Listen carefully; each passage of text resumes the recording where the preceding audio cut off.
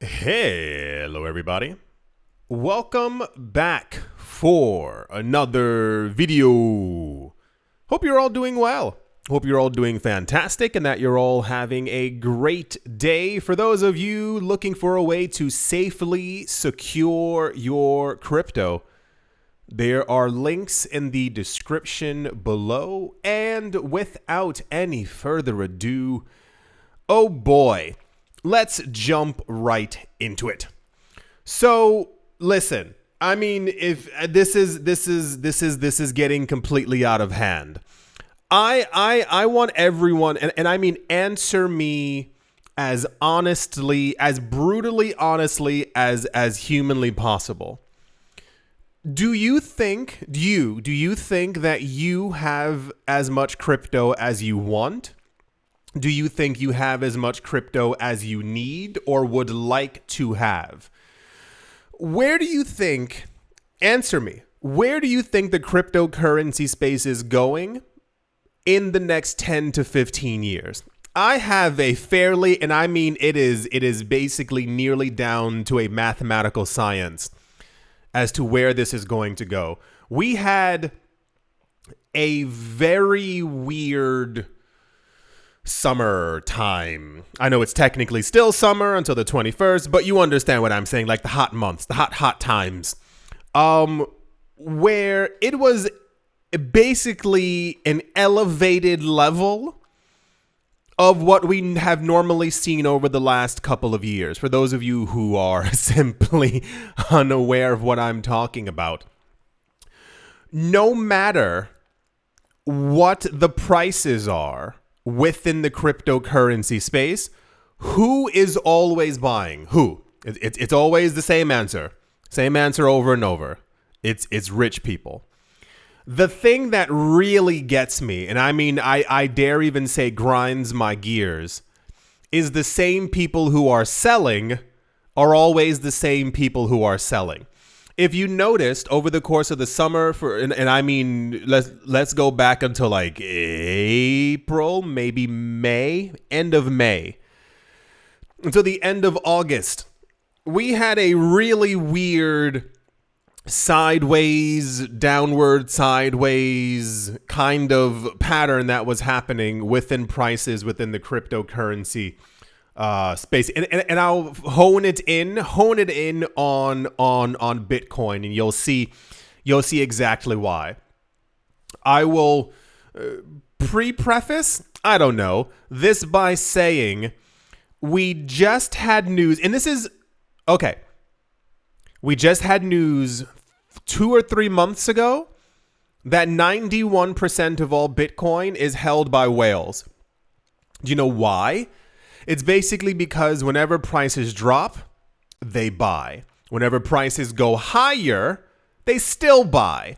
Whenever we actually, and it's interesting because we've gotten this information from the on-chain analytics companies. When prices drop, like, you know, air quotes, at the end of the bull run, end of the bear market, what have you, they found out that it's typically a couple of whales who will initiate sell offers, sell whatever. And the majority of people who end up selling are always, once again, retail. So you would assume, so like a lot of times when we get the news that the market is falling and we know we have that good, you know, happy 2-year period where prices are going down, a lot of the news ends up being that whales are depositing their coins onto crypto exchanges. The idea being, if they're depositing it, it means they want to sell it. Why else would you, air quotes, have it on a crypto exchange unless you are a big player and you were planning on selling? What happens is they deposit it on there. They raise the amount of Bitcoin that's on crypto exchanges. It shows other people who are typically brand new to the market that something might be afoot or amiss or a something, and therefore they also should be selling before the whale actually sells. And do you know what happens every single time that these people end up selling? These coins are gobbled up by whales.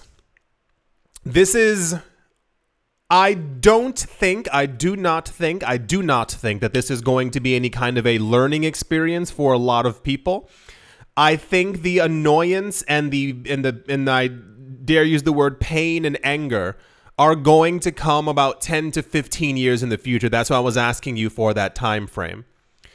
I think that what we're currently witnessing, I know that what we're currently witnessing is a literal transfer of crypto wealth from the everyday man who's trying to strike it rich to the people who have already struck it rich and only want to get richer. A lot of this comes and will come from, what's the opposite of or like the late stage of FOMO? SOMO, like sad of missing out. I don't really know what it is, but have you ever had that thing where you kind of look back in time and you go, oh my gosh, if only I had done that. Of course I should have done this. This is what I think is going to affect a large number of people outside of the market, but also within the market. You've seen the stories before of people who sold too early, and I mean, no, that can even be the entirety of it both ways. People who sold, you've seen the articles before on Reddit, people who sold their Bitcoin when it was $13 and they like proudly proclaimed that they were happy that they got out of Bitcoin because it was a bubble at $13. Or people who sold at 1,000 or 2,000, or who sell early during a bull run, whatever the actual case might be. We're witnessing, and it's silent. That's what I think the problem is. When people, this is my opinion, I think when people see YouTube videos or titles or have the idea of a wealth transfer, it's loud. Because I think most of history has been loud, whether it be through some sort of a conflict or people screaming outside, or, you know, like the general rumblings. When we think of finance, we think of Wall Street. When we think of Wall Street, we think of these people holding up pieces of paper, screaming on the trading floor, desk kind of thing. A lot of people aren't really used to the idea of digital things yet. As much as everything is digital, even our digital things also make noise. So our phone rings, our computer chimes, we watch videos on YouTube or online, and, you know, they make noise. We're not used to the concept of someone or something being able to make money in silence. That's why even a lot of times, like think of it this way. A lot of times if you have someone who like strikes it rich in stocks, or some CEO gets a huge amount of money, it doesn't happen in silence. What happens is that, you know, he ends up going on to a TV show, or he's on CNBC, or something ends up happening. Like there's like a ruckus that's constantly made about it. Like, you get what I'm saying? It's kind of even like with the last 4 years, it was silent, but not really. Like we talk about it. There's like a friction. There's like an anger kind of in the air. When I don't know about you and your friends, but when me and my friends typically get together, for some reason, we're stuck in the last 4 years. We discuss topics about money just from the last 4 years. We discuss real estate just from the last 4 years, and life just from it's kind of like, you know, we give life and friction to that time frame. The point of it is that we are witnessing, even when it comes to like the buying of real estate, you don't know that it's happening until you actually see something about it on the news. You don't know that all these companies are buying up like lakes and rivers, which is also a thing that's happening, until you actually see it on the news. So this is why I think a lot of times when we get news of things that are happening within crypto, I feel like that's the noise that people would or should normally pay attention to, but this happens without anyone realizing. I was telling last point, and then we'll move on. I was telling a friend before we were sitting on the train, and I said, don't you think it's really weird that right now that, like, you know, the internet is happening? And he was like, what? And I was like, think about it. Right now, there are a billion people online, and we have no idea what they're doing, what they're talking about, but it's all happening. Their conversations are all happening digitally. The waves are passing through us as we walk through the street, are the phone signals and all these other things. Like, it's tying all this communication together. And I was like, the same exact thing is happening with crypto. We can't touch blockchain, but we know that there are people who are striking it rich, or who are making money, who are making specific trades. And until we get news about it, then it becomes significant to us, because before it was simply literally invisible. I don't know if I'm making sense. Maybe I woke up like 20 minutes ago, so maybe brain not quite there yet, but I think you'll understand. A prominent analytics firm says that deep-pocketed Bitcoin investors are gobbling up massive amounts of BTC at the expense of retail traders. The theme this entire summer has been the only people who are selling are retail investors, everyday normal people, the only people who are selling. In a new post on Twitter, Sentiment says the number of crypto wallets holding at least 100 Bitcoin has rapidly increased over the last 30 days alone. They said, and I quote, "As crypto prices have let retail traders down, Bitcoin whales are growing in number. A net gain of 283 wallets holding at least 100 Bitcoin have emerged in just 1 month. The now 16,120 such wallets on the network have broken a 17-month high," end quote. If you missed, I believe, one of the last 1 or 2 videos, this was also like this, not this, but like the exact same topic was there, where we heard that the amount of whale wallets are increasing and also the amount of Bitcoin millionaires. Can you imagine why? You would assume prices aren't moving. Prices are trending sideways. Prices are going downward. How could people become a millionaire if the prices aren't going up? It's because every time that people sold, retail sold, these coins were bought up. So any wallet address that previously before might have had $400,000 worth of Bitcoin, it is now a millionaire wallet, because while prices are stagnant, aren't moving the way that people want them to, they continued to buy. This is how wealth is created. This is literally it. Creating wealth isn't some, big thing that has to be like, confusing and or daunting. It's just about buying assets and then buying more assets and holding on to those assets and watching those assets grow. You can swap those assets into another thing. You can swap them into a house or into stocks or something, but it'll always be something, an asset that is either cash producing or something that is going to outperform the rest of the market. This is literally all you need to create wealth. And a lot of times you'll see families who've been rich for 100 years, 150 years, 200 years. It's because they taught their kids and the rest of the family, if you want to be here, if you want to play ball and have a portion of this, you have to learn how everything works. It's just about buying. This is what I meant with the wealth transfer. This is what I meant that it's happening silently. I know we've gone over this like 12 times this year. I get it. But I need everyone else to also get it as well. Because I am certain this is where I said like the pain, annoyance, and agony are going to come in.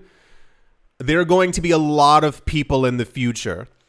And I'm not counting around 6 billion people in the future who are going to realize that they should have gotten crypto. But it's the people within this market that worry me the most. Because you're already here. You walked through the door. You understand the words that I'm saying. It's similar to, once again, years ago. All the news, 95% of the news is constantly focused around Bitcoin. That's just the way that the cryptocurrency market is. You might see like a bloated section of meme coins and Solana this year. Distractions.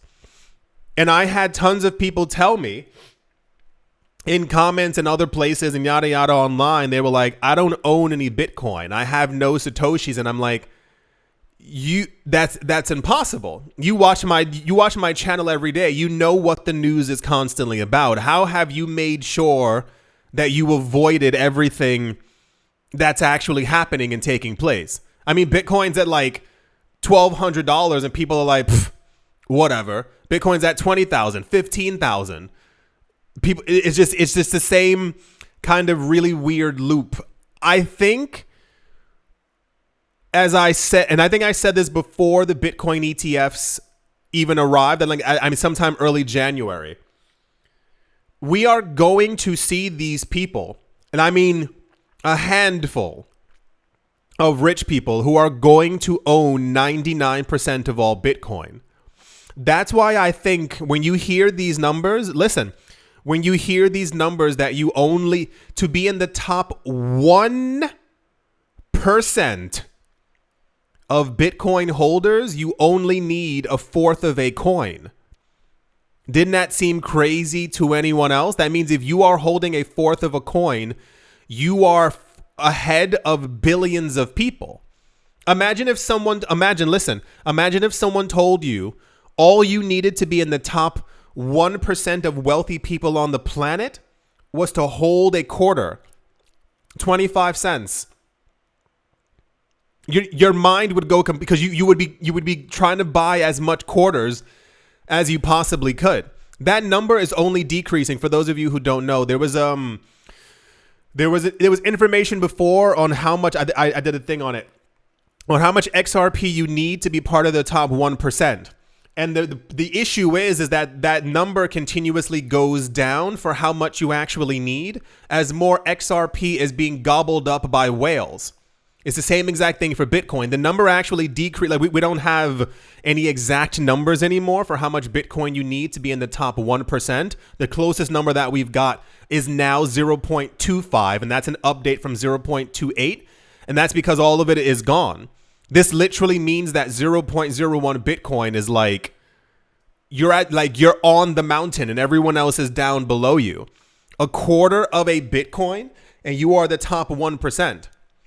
That means that all the other Bitcoin is being funneled further and further up to the top and will not be relinquished. It's going to swirl around in wealth once again. Imagine if Bitcoin goes to, $3.3 million.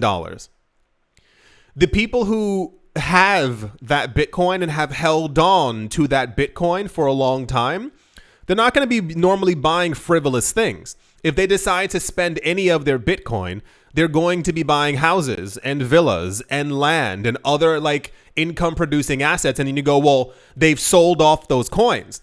But who do those coins go to? They go to the real estate agent. They go to the company who sold them the land. They go to it just shifts from one rich hand to another.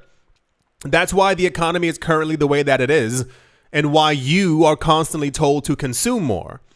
The idea is that a lot of this money, it moves around rich people. It just circulates within their own economy. It's a very fascinating trend that's happening, and it's not going to end anytime soon. Rich people aren't going to relinquish their wealth and X, Y, and Z, but yeah. And I have a little chart right here. Cool. A bunch of squiggly lines and colors and numbers. Fantastic. Santiment also said that Bitcoin sharks or entities holding at least 10 BTC are loading up on Bitcoin as well. Furthermore, the analytics firm says Bitcoin whales and sharks have added more than, $7.86 billion worth of Bitcoin in just 1 month. $7.8 billion, they said, and I quote, over the past month, wallets with 10 to 10,000 Bitcoin have collectively accumulated 133,300 more coins, while smaller traders continue to impatiently drop their holdings to them. We have this news all the time. The only people who are selling are retail investors, and the rich people are gladly buying up all of these coins. Using data provided by Santiment, On-chain analyst Ali Martinez told people on Twitter that the Bitcoin supply on crypto exchanges took a massive nosedive after Bitcoin broke below $60,000. Once Bitcoin fell, they took more Bitcoin off of exchanges and kept on buying. It's quite interesting. I'll end it this way. I hope that everyone's paying attention. And this is, as I mentioned before, this is not me telling you or hoping that you or suggesting that you dump everything you have into Bitcoin or into crypto or into investments. I just want to make sure that you also have this news available to you as well. I noticed that this is never a topic of discussion amongst the cryptocurrency community, if you want to kumbaya all of us together. The numbers or the things are simply about numbers. Why is the price going up? Why is the price going down? I understand the impatience. And I'll even say it this way. I also grew up, as I told you all before, like broke. Like we didn't have any money. So I understand to an extent the amount of people who get into a market. It doesn't work out immediately how they wanted it to. And then they kind of flee. But I implore you, as you should, only be putting money into the market that you could afford to lose. Big things are going to happen with the cryptocurrency space, and I need you to be along for the ride as well. Because we are entering a world, if you missed the other videos as well, there have been studies done, and the inequality of wealth is as staggering as it was during the Victorian era. I mentioned that maybe about a month ago for those of you who are confused as to why. And this is where it gets a little completely insane.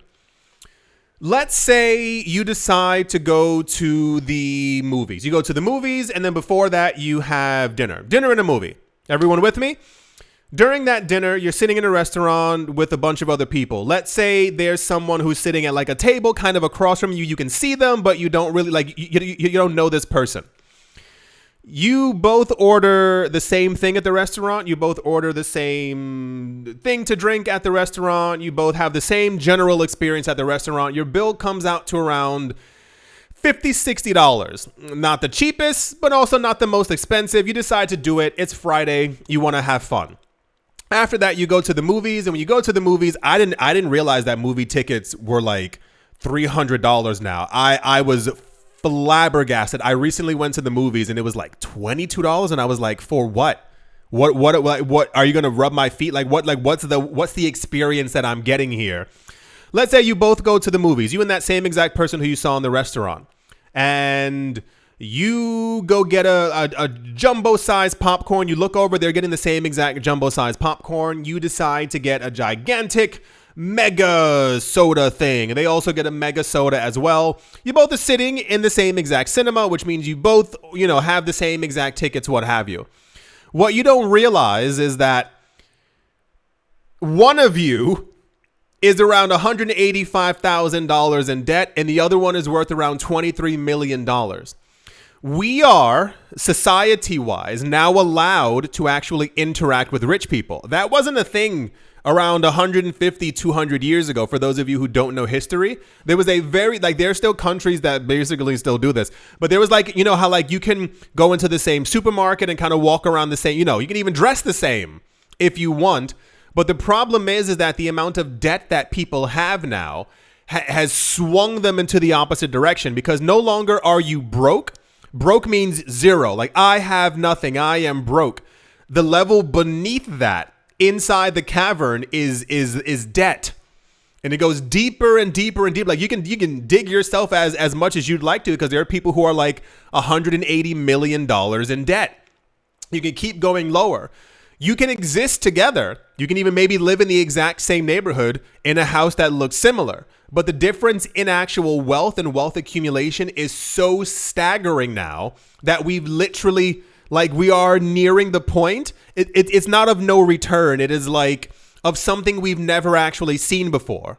Because even if you actually, here's history, if you actually calculate the wealth of like old emperors and the Greeks and the Romans and the yada yada, a lot of these people, like anyway, without going too deep into it, a lot of these people would have the equivalent wealth of, like the people who owned the mansions and stuff and had around 200 servants, would probably have the wealth of around maybe $3 or $4 million right now.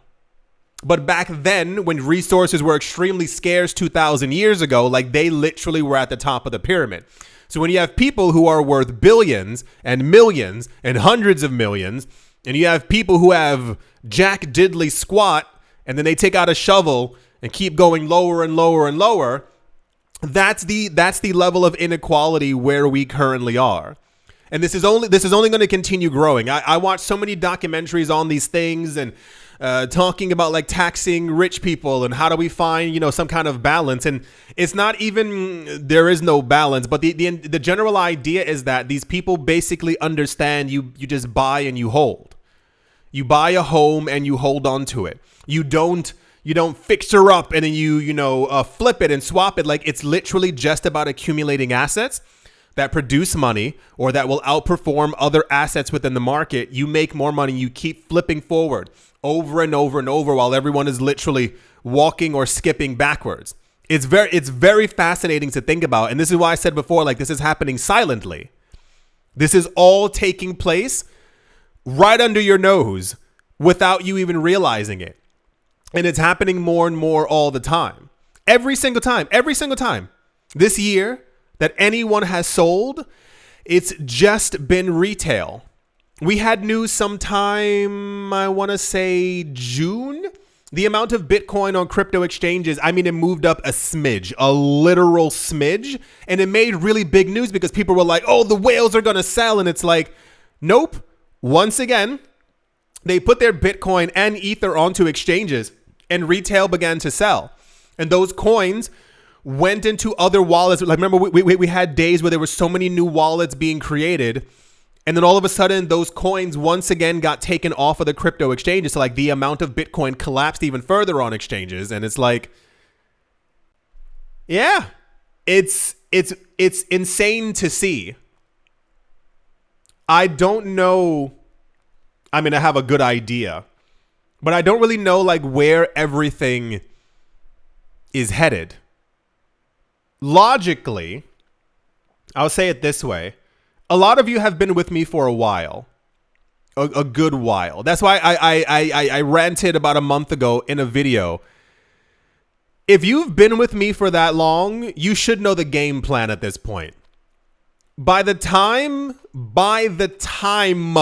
we get to next summer, and I mean a good June, July, August, I want my comment section flooded with comments of you telling me you bought a home, you bought land, you bought some kind of income producing asset. Like you are creating generational wealth because you've been in this market and you didn't flee or give your coins to BlackRock. Remember, that was also a thing earlier this. I was like, don't sell your coins to BlackRock.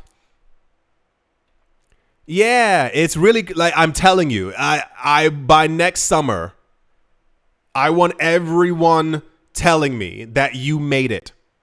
There's no excuses, especially if you've been in this market for a while, because you need to do something, not to scare you. You got to do something because rent is going to keep going up. Land is going to get more expensive. Homes are going to get more expensive. I don't know if you've been watching. Last point. I've been watching a lot of things of like houses being built. Like most countries or cities typically say, well, first of all, A, we're in a housing crisis, but B, they said that they're going to be like, creating or building like X amount of homes. And they typically, for some reason, say like 200,000, 300,000, 550,000 per year. You know, most places that say that are making around like 30,000 per year. 30,000 compared to 500,000. That's needed for the actual population growth. So homes are also only going to continue to get more expensive. So by next year, I want all of you to tell me that you made it, you bought some stuff, and I want you all to go on like a very long vacation as well, like at least like 2 or 3 weeks somewhere, anywhere where you can go have fun. Cause this is getting kind of crazy. The wealth consolidation is completely out of control right now. Oh boy, didn't mean to rant, but alas, here we are. I do hope that you've all gotten something and enjoyed this video. I do hope you all are having a great day, morning, afternoon, evening, wherever you are, wherever the heck you might be. I do hope it's absolutely fantastic. Thank you all once again for watching, listening, liking, commenting, and supporting. And I will most certainly be talking to you all soon. See you.